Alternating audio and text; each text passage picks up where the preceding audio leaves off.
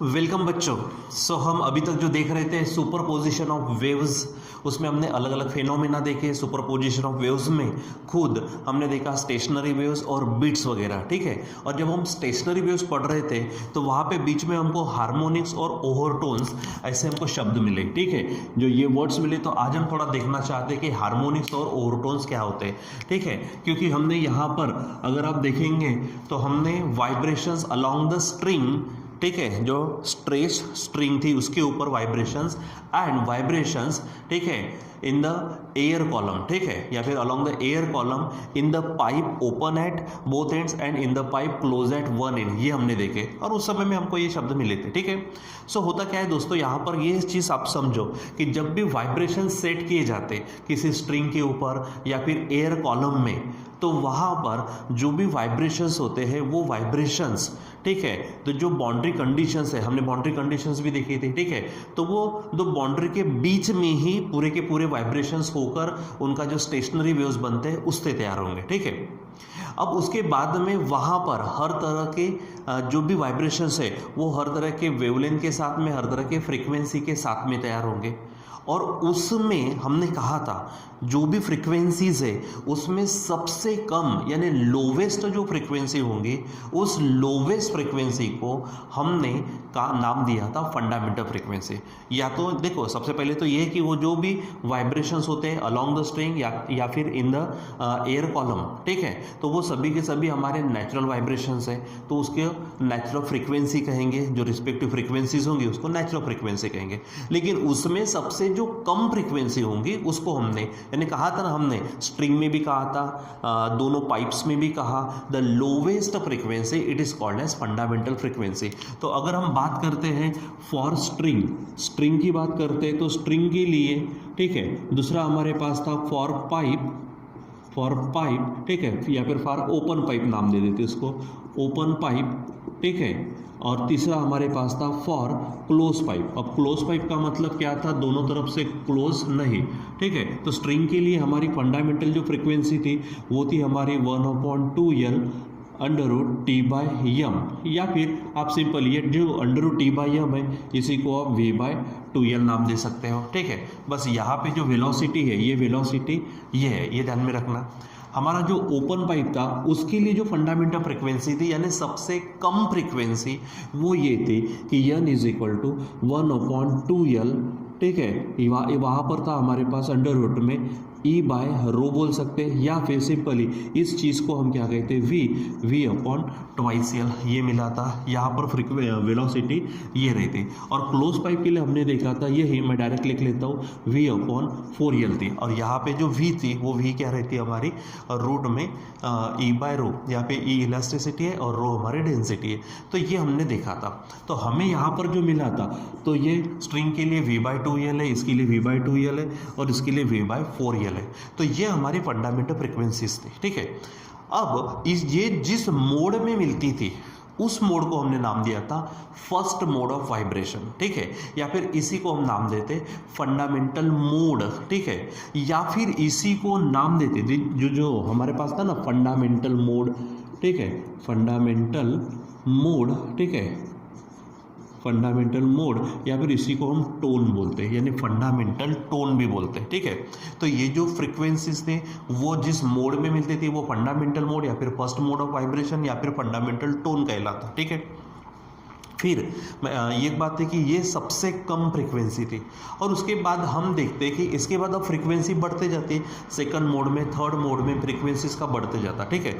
थोड़ा दोस्तों ये बोलो, देखो कभी कभी क्या होता है कि 3-4 लोग बात कर रहे होते और उसमें से एक आधा जो होता है वो ज़्यादा की बात करता है, ठीक है, एकदम इधर की फेंकेगा उधर की फेंकेगा। तो हम वहाँ पर क्या बोलते हैं, ज़्यादा ओवर मत कर। हम क्या बोलते हैं, ओवर मत कर। तो ओवर का मतलब ज़्यादा मत कर, जितना काम का टॉपिक है उतना ही बोल, ओवर मत कर, ठीक है। तो ओवर का मतलब ज्यादा। तो ये जो फ्रीक्वेंसीज है ये सभी फ्रीक्वेंसी सबसे कम फ्रीक्वेंसी है जिसको हम फंडामेंटल फ्रीक्वेंसी बोल चुके हैं। लेकिन इसके बाद में जो जो मोड आते जाएंगे वहाँ पर फ्रीक्वेंसी बढ़ते जाती है। तो जो बढ़ी हुई फ्रीक्वेंसीज है यानी हाइयर फ्रीक्वेंसीज, उसको क्या बोलेंगे हम, हाइयर फ्रीक्वेंसीज। तो हाइयर फ्रीक्वेंसीज को हम नाम देते ओवरटोन, उसको क्या नाम देते हैं हम, ओवरटोन। ओवर का मतलब सिंपल है ज़्यादा, यानी ये सबसे कम फ्रीक्वेंसी, इससे ज़्यादा जो भी फ्रीक्वेंसीज होंगी उन फ्रीक्वेंसीज को हम क्या कहते हैं, ओवरटोन बोलते हैं। ठीक है। और अगर बात करते हैं ओवरटोन की, तो ओवरटोन ये जो होता है ये इंटीग्रल मल्टीपल होता है। ये क्या होता है, integral multiple of fundamental frequency, integral multiple of fundamental frequency. ठीक है, हमेशा ध्यान में रखो, ज़्यादा फंडामेंटल फ्रीक्वेंसी के जो ज़्यादा फ्रीक्वेंसीज है उसे ओवरटोन कहेंगे, और वो integral multiple of fundamental frequency ही रहेगा। ठीक है। जैसे कि अगर हम बात करते हैं स्ट्रिंग की, ठीक है, तो स्ट्रिंग के लिए जो हमारे पास सेकंड मोड में मिला था, जिसको हमने नाम दिया था n1, तो वो था हमारा ट्वाइस n। ठीक है, यानी फंडामेंटल फ्रीक्वेंसी के डबल था, फंडामेंटल फ्रीक्वेंसी के क्या था, वो डबल था। और इसको तो हमने फर्स्ट हार्मोनिक भी कहा था, याद है, इसको हमने क्या कहा था, फर्स्ट हार्मोनिक। और फिर जो इंटीजर्स होते हैं, जो क्या होते हैं, जैसे देखो यहाँ पे हमने क्या नाम दिया, n1 is equal to twice n, तो ये जो n1 है ये हमारा फर्स्ट ओवरटोन कहलाता, फर्स्ट ओवरटोन, ज़्यादा का। जैसे ये फंडामेंटल टोन है उससे ज़्यादा, तो जो सबसे पहला आएगा, जो सबसे पहली फ्रीक्वेंसी फंडामेंटल फ्रीक्वेंसी के बाद में, फंडामेंटल फ्रीक्वेंसी के बाद में जो सबसे पहली फ्रीक्वेंसी होंगी उसको हम नाम देते हैं फर्स्ट ओवरटोन। ठीक है। और उसके रिस्पेक्ट में वो फंडामेंटल फ्रीक्वेंसी के कौन से मल्टीपल है उसको हम बोलते हैं हार्मोनिक, यानी इसे हम नाम देते हैं हार्मोनिक।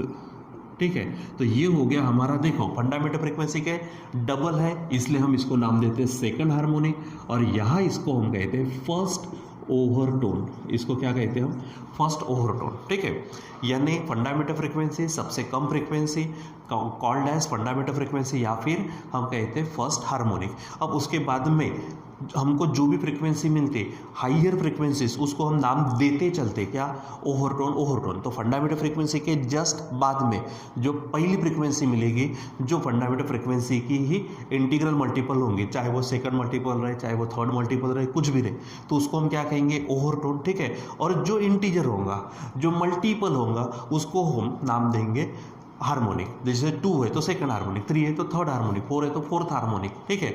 और इधर में जो फ्रीक्वेंसी होंगी वो ओवरटोन, यानी सिंपल ध्यान में कैसे रखेंगे हम, यहाँ पे सफिक्स लगेगा। ठीक है, जैसे n1 है, n1 का मतलब n इंटू 1 नहीं होता, n1 ये सफिक्स है, तो उसके अनुसार नाम देना उसको ओवरटोन। और जो सामने कोएफिशिएंट है या फिर इंटीग्रल है, ठीक है, तो इसको हम नाम देंगे हमारा हार्मोनिक। ठीक है।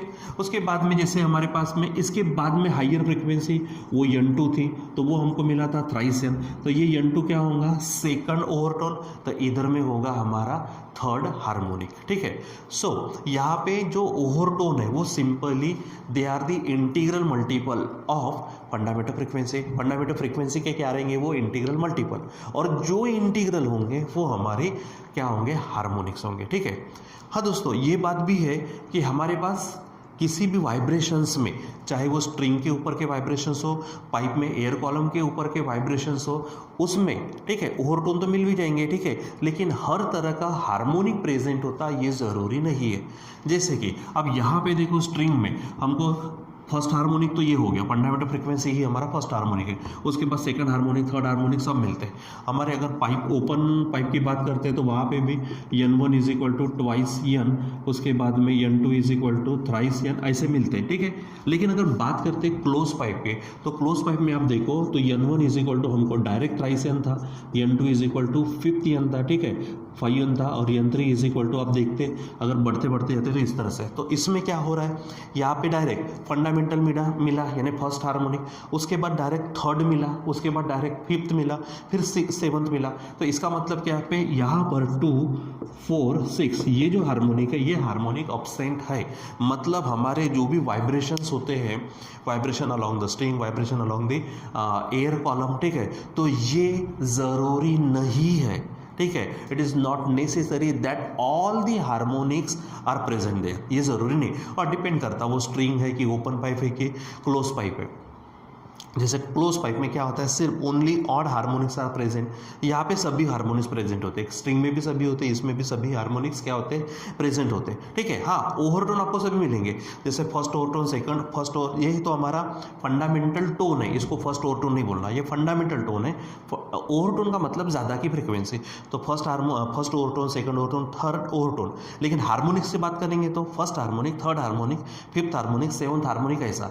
यहाँ पे second harmonic, fourth harmonic, sixth harmonic इसमें अब्सेंट है।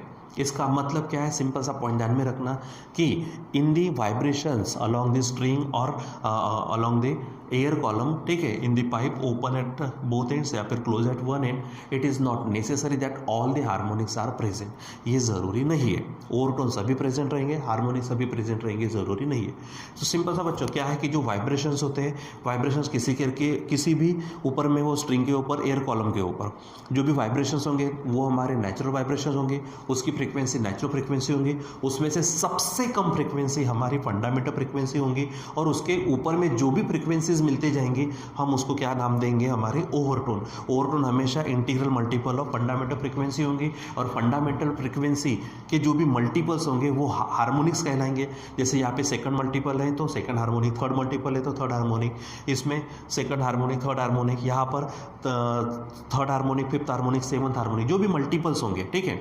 और लास्ट पॉइंट ये ध्यान में रखो कि हमारा जो हार्मोनिक्स है, किसी भी वाइब्रेशंस में ऑल द हार्मोनिक्स मे और मे नॉट बी प्रेजेंट, यानी सभी के सभी हार्मोनिक प्रेजेंट रहेंगे, ज़रूरी नहीं है, ठीक है। सो ये बच्चों all about the harmonics and overtones, ठीक है। फिर इसके नोट्स में आपको व्हाट्सअप कर ही दूंगा, ठीक है बच्चों। तो यहाँ पे हमारे पास में जो सुपरपोजिशन ऑफ वेव्स का जो टॉपिक या फिर चैप्टर बोलेंगे, ये एक तरह से फिनिश होता है, वो इसलिए क्योंकि आपको मालूम है थोड़ा सा सिलेबस कुछ कम कर दिया है, तो वहाँ पे जो साउंड की क्वालिटी, साउंड के संबंध में जो भी टॉपिक्स है वो कम कर दिए, ठीक है। अगर आपको फुर्सत मिलती है बाद में, क्योंकि सिलेबस ज़्यादा है और समय थोड़ा सा कम मिल चुका है हमको, ठीक है, तो हमें फोकस करना है कि जो सिलेबस में उसको पहले पढ़ो, और जो कम हुआ है आप उसको पढ़ते रहो ताकि आपको वो समझे कि क्या क्या था, लेकिन it is not necessary in the point of view of exam, ठीक है। तो इसलिए आप थोड़ा सा उसको निगलेक्ट किया तो भी चल जाएगा। बाकी हमारा जो चैप्टर है वो एक तरह से कंप्लीट होता, एक तरह से कंप्लीट मतलब थियोरेटिकली कंप्लीट होता। अब इसके न्यूमेरिकल्स है तो हम 1-2 दिन इसके न्यूमेरिकल्स देखेंगे और उसके बाद में हम चेंज करेंगे हमारे